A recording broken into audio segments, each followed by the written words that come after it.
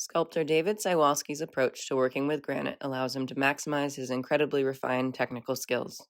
He works with many types of granite, including Chandler Bay, Heritage Valley, Emerald Pearl, Dakota Mahogany, as well as local granite from Sullivan, Maine. He has worked with stone sculptors Don Meserve and Albert Paley, and has collaborated with metalworker Andy Leck of Scottish Lion Wrought Iron in Bristol, Maine. David served as head technician for prestigious sculpture events such as the Scudic International Sculpture Symposium at Acadia National Park and Round Top Center for the Arts International Stone Carving Symposium. I have to say I was first drawn to stone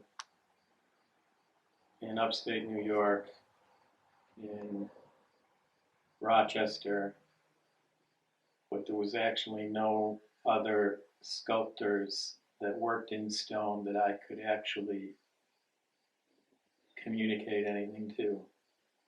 Like an easy question like, what tools do you use? So I bought a bunch of tools and I didn't know how to use them. Didn't even know what a bushing hammer was. Bought the bushing hammer without the bushing heads.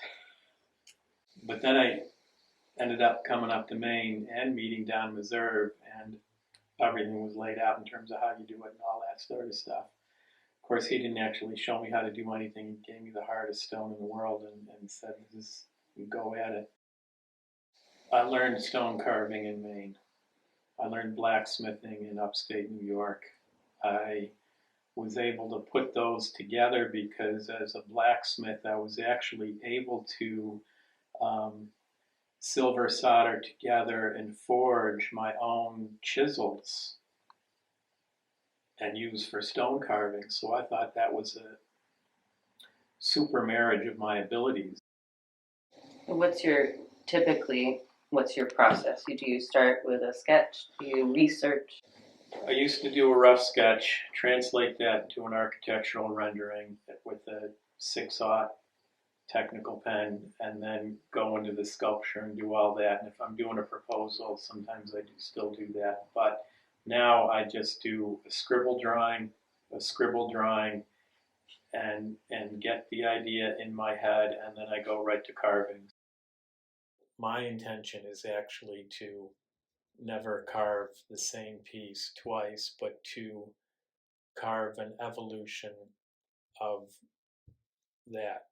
And I try to make my work, make the past works show what the future works should look like. Collectors come to Maine to collect art rather than worry about going to New York City or wherever. So it is interesting. Maine is a destination for collectors, and it's a living place for artists. I think that's a good combination. How long have I been carving stone? Well, more than 20 years. And do you think you'll carve stone? I will carve stone until the day I die.